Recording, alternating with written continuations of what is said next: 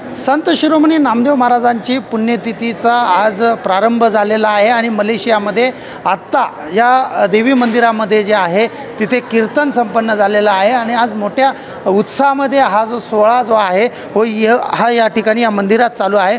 माझ्यासोबत जो आहे आत्ताच भारतानंद सरस्वतीजी महाराज यांची कीर्तन सेवा संपन्न झाली, त्याचबरोबर या ठिकाणी त्यांच्याबरोबर अनेक पार्श्वगायकसुद्धा सोबत आहेत आणि मलेशियन नागरिक जे भारतीय नागरिक आहे जे मराठी प्रतिष्ठान आहे त्यांच्याकडनं सुद्धा मोठं स्वागत करण्यात आलं। माझ्यासोबत इथे मलेशियामध्ये जे भारतीय आपले बांधव आहेत त्या काय सांगाल, नेमकं कशा पद्धतीने स्वागत केलं, कसा आनंद व्यक्त करताय? मला खूप आनंद होत आहे। मी गायत्री ताईंची पोस्ट पाहिली इंस्टाग्रामला आणि मी तिथून त्यांना मेसेज केला आणि मला खूप आनंद झाला की आपली दिंडी महाराष्ट्रातून नामदेव महाराजांची दिंडी येत आहे मलेशियात। तर मी त्यांच्याकडून विचारपूस करून सगळं मला त्यांनी सांगितलं आणि त्यांनी गाईड पण केलं कुठं कार्यक्रम आहेत सगळं। आणि मला आज दिंडी निघाल्यानंतर असा अभिमान वाटला की मी पण महाराष्ट्रीयन आहे आणि संत ज्ञानेश्वर महाराज संत तुकाराम महाराजांच्या जन्मभूमीत मी वाढलेलो आहे। मला असं म्हणजे अंगावर शहारे येत आहेत आता सांगताना सुद्धा, तर इतका अभिमान वाटला।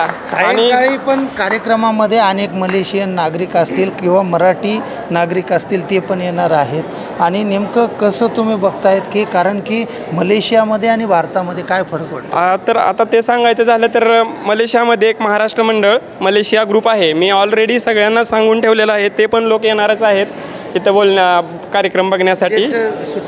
हां, तर आज थोडं ऑफिस वर्क असल्यामुळे ते संध्याकाळी येतील, आता नाहीत आले तरी संध्याकाळी येतील, पण येणार नक्की आणि सगळेजण कार्यक्रमांचा आनंद घेतील।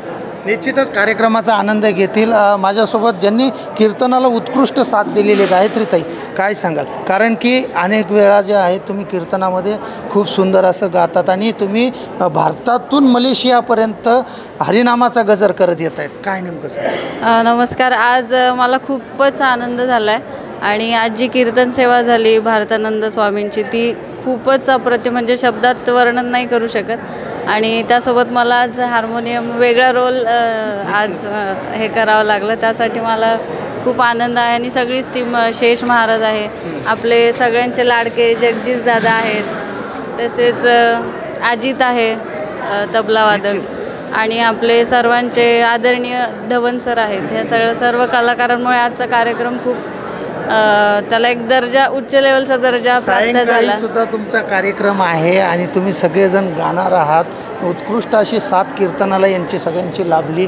आणि त्याचबरोबर माझ्यासोबत रामेश्वर शास्त्री डांगे आहेत। शास्त्रीजी, भारतानंद सरस्वतींच्या कीर्तनामध्ये सगळ्यात जी काही चाल आहे तिची जबाबदारी तुमच्याकडे होती? अगदी नक्की सुखद अनुभव आम्ही घेतला आज, कारण गात असताना जसं सुरामध्ये आनंद एकदा असा निर्माण होतो की तो सर्वोच्च आनंद, ईश्वर अनुभूती प्राप्त होती, तसा आनंद आज आम्हाला भरतानंदजी महाराज यांच्या कीर्तनामध्ये अनुभवला आम्ही। आणि चाल म्हणताना इतका भाव प्रगट झाला की बाहेर विदेशातले लोकसुद्धा भावार्पित झाले आणि त्याच्यात ते टाळी वाजवू लागले, त्यांना कळो अथवा न कळो, पण इतका भाव उत्पन्न होऊन ते नक्कीच त्याचा आनंद त्यांनी घेतला, हे आम्हाला आमच्या असं निदर्शनात आलं। निश्चित ते तल्लीन झाले। आणि त्याचबरोबर भारतानंद सरस्वतीजी महाराज आहेत, महाराज खऱ्या अर्थाने मलेशियामध्ये इतकं उत्कृष्ट कीर्तन आणि एवढा भाव, कारण विदेशी नागरिकसुद्धा तुमच्या कीर्तन ऐकत होते। बिलकुल आता आम्ही निमित्त मात्र आहोत। मी कीर्तनातही सांगितलं की हे पवित्र काम माझे गुरुबंधू माझ्यासोबत राहणारे लहानपणापासून शेष महाराजजीने हे भक्तिपथ फाउंडेशनच्या माध्यमातून त्यांचं स्वप्न आहे आणि आम्ही सर्व मंडळी या त्यांच्या संकल्पात सोबत आहोत। तर हे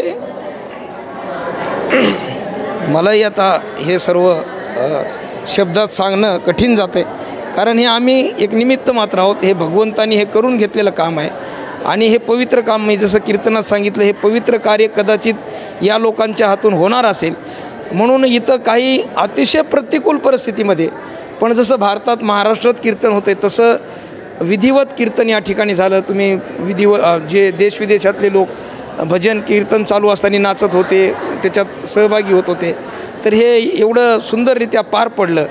हे आम्ही सांगू शकत नाही कसं पार पडलं, याचं सर्व श्रेय भगवंतानी करून घेतलं। नामदेव महाराजांची पुण्यतिथी आज आहे आणि सर्व गायक मंडळी सर्वांनी साथ दिली, सर्व आणि खरोखर अवर्णनीय असा हा आनंद. रात्री आता संध्याकाळी भजन पण आहे आणि सर्व वारकरी मंडळी तुम्हीच यांच्याकडून त्यांचे अनुभव आणि आहेत माझ्यासोबत. खूप अनुभव येत आहेत कारण की खूप भाविक झाले आहेत सगळेजण.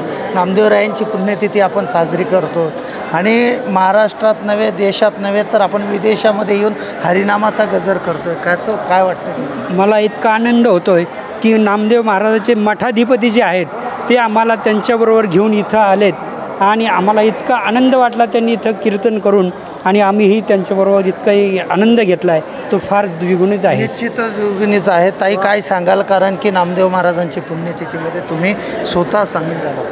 मी एवढं सांगेल की ह्या नामदेव महाराजांच्या पुढे आम्हाला असं आयुष्यात सुद्धा कधी वाटलं नव्हतं की आपल्याला असं मलेशियात येऊन दिंडीचा अनुभव घ्यावा लागेल. पण तो आम्हाला नशीब आमचं काहीतरी थोर भगवंताची आमच्यावर कृपा, नामदेव महाराजांची कृपा, त्यामुळे आम्ही इथं येऊन ह्या दिंडीचा आनंद खूप सर्वांनी सगळ्या वारकऱ्यांनी घेतलेला आहे. त्यामुळे ह्या दिंडीला काय सांगा? खूप छान वाटलं आणि याचं श्रेय सगळं रामेश्वर डांगे सरांना जातो आणि आमच्या सर्व बंधूंना जातो, वरिष्ठ बंधूंना. निश्चितच. परंतु ज्यांनी कार्यक्रमाची खरोखर धुरा सांभाळली, ज्यांनी आयोजन आणि ज्यांचा संकल्प आहे शेष महाराज सगळेजण म्हणत होते कार्यक्रम कुठे होणार. बऱ्याच जणांनी त्याच्यावर टीका पण केली. परंतु निंदकाचे घरं असावे शेजारी. जसं संत ज्ञानेश्वर महाराजांना सुद्धा अनेक वेदना सहन कराव्या लागल्या. त्यांनाही अनेक गोष्टींना सामोरे जावं लागलं. लोक आपल्याला ज्यावेळेस निघताना अनेक लोकांनी आपल्यावर टीकासत्रसुद्धा केलं की खरंच दिंडी घेऊन चालले की फिरायला चालले. परंतु आज हे इतका भव्य दिव्य सोहळा जो आहे तो या ठिकाणी संपन्न होत आहे. कसं बघताय? आपण बघतो आहोत की संतांनासुद्धा काही मंडळींनी त्रास दिलेला आहे ना. तर त्यांचं कार्य करत असताना आपल्याला थोडाफार त्रास होईल, यात काही वावगं नाही आहे. पण आम्ही हे जे संतांचं कार्य आहे हे त्यांच्याच आशीर्वादाने सतत चालू ठेवणारे. महाराजांनी आज कीर्तनामध्ये अभंग घेतला की देह जावो अथवा राहो, पांडुरंगी दृढ भाव. त्याचप्रमाणे देह जावो अथवा राहो ही विश्वभ्रमण दिंडी जी आहे संतांचे विचार पूर्ण विश्वामध्ये पोहोचण्यासाठी सतत प्रयत्न करत राहणार आहे. आणि हे सर्व जे तुमच्या सहकार्याने स्वामीजींच्या मार्गदर्शनाने हे सर्व जे आपल्या प्रत्येक क्षेत्रातले दिग्गज मंडळी आहेत हे सर्वांच्या सहकार्याने हे चालू आहे कार्य. निश्चितच सगळ्यांच्या सहकार्याने हा जो सोहळा आहे हा संपन्न होतो आहे. आपण बघू शकता भारतीय पोशाखामध्ये म्हणजे आपली जी संस्कृती आहे, महाराष्ट्राची जी संस्कृती आहे त्या संस्कृतीचा या ठिकाणी कुठेतरी पालन करत जे आहेत या ठिकाणी सगळे वारकरी पोशाख असेल, नवारी साडी असेल, सावरी साडी कीर्तनामध्ये सामील झालेत आणि मोठ्या भक्तीच्या गजरामध्ये तल्लीन होऊन जे आहेत ते सगळे या दिंडीमध्ये सामील झाले होते. अनेक जे काही या ठिकाणी कोणी आपल्या बिझनेससाठी आले असेल, कोणी या ठिकाणी व्यवसायासाठी आले असेल आणि अनेक असे या आपण बघू शकतात या ब्युटिशियन्स आहेत यासुद्धा या दिंडीमध्ये सामील झालात कारण की त्यांच्या सेमिनारसाठी या ठिकाणी आले होते. परंतु हे दिंडी पाहताच यांनीसुद्धा सांगितलं की आम्ही भारतीय असल्याचा आम्हाला गर्व आहे आणि त्यासाठीच आम्ही या दिंडीमध्ये सामील झाला. काय सांगाल एकंदरीत तुम्ही सुद्धा या दिंडीमध्ये सामील झालात, काय वाटतंय तुम्हाला? खूप छान वाटतंय की आपले महाराष्ट्राचं कुठेतरी विदेशात कार्यक्रम होतोय आणि खूपच छान. इथं कीर्तन वगैरे पण खूप छान झालं आहे, आवडलं खूप आम्हाला. निश्चितच या ठिकाणी ते कीर्तन वगैरे कीर्तनामध्ये सुद्धा सामील झाले होते आणि या ठिकाणी सुंदर असं त्यांनीसुद्धा या ठिकाणी कीर्तनाचा आनंद घेतला. मला सांगा काय सांगशील ज्या एकंदरीतच तुम्ही या ठिकाणी आले होते क्लासेससाठी, परंतु तुम्हाला ज्यावेळेस ही दिंडी दिसली आणि त्यावेळेस तुम्हीसुद्धा या दिंडीमध्ये सामील झाला? ॲक्च्युली आम्ही इथे इंटरनॅशनल कोर्ससाठी आलेलो होतो आणि इंटरनॅशनल कोर्स आणि तसंच फिरायचंही होतं मलेशियामध्ये. पण इथली संस्कृती आणि सगळं बघताना आम्हाला जेव्हा दिंडी दिसली आणि भारतीय संस्कृतीचा नेहमीच सगळ्यांना अभिमान आहे आणि एक इंडियन म्हणून मला ते आम्हाला सर्वांना वाटलं की आम्ही त्या दिंडीमध्ये सहभागी व्हावं आणि आम्ही सगळ्यांना विचारपूस करून आम्हीही त्या वेळामध्ये दिंडीमध्ये सहभागी झालो आणि खूप छान वाटतं आहे की आपली भारतीय संस्कृती इथे बघताना एक आनंद वेगळाच होतो. कुठून आलात तुम्ही? मी पुण्यावरनं आले आहे. आणि बाकी जे आहेत ते नाशिक, धुळे आणि चाळीसगाव असे सगळे इथून आले. बघा या ठिकाणी अनेक शहरांमधून ह्या महिला आलेल्या आहेत आणि त्या ब्युटिशियन्स आहेत, त्यासुद्धा या दिंडी बघताच त्यांनी त्यांचा वेळ काढून या दिंडीमध्ये ते सामील झाले आहेत. माझ्यासोबत आई आहेत. आई काय सांगाल? कारण की नामदेवरायांच्या पादुका हे कुठलं तरी पूर्वजन्माचं पुण्य म्हणावं लागेल, कारण की तुम्ही सुद्धा मलेशियात आहात. पूर्वजन्माचं काहीतरी आईवडिलांचं सासऱ्यांचं काहीतरी पुण्य असेल म्हणून इथपर्यंत पाऊल लागले.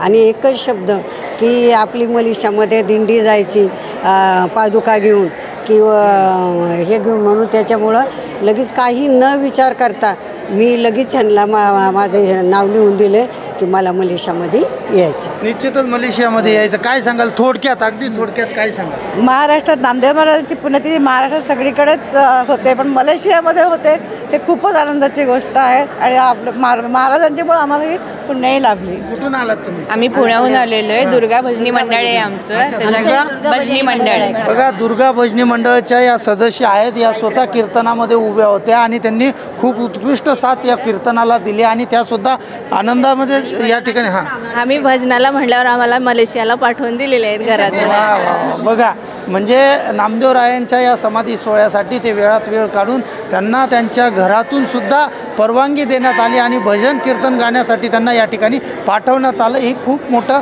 हा जो आनंद आहे हा गगनात मावण्यासारखा आनंद आहे. आणि याच देई याच डोळा पाहू साधू संतांचा सोहळा असं म्हटलं जातं. आणि या त्याच पद्धतीने या साधू संतांचा जो सोहळा आहे तो 7 समुद्रा पार जो आहे तो आपण या ठिकाणी अनुभवत आहे. कॅमेरा पर्सन विकास बरोबर दीपक चव्हाण, सुदर्शन मराठी, मलेशिया.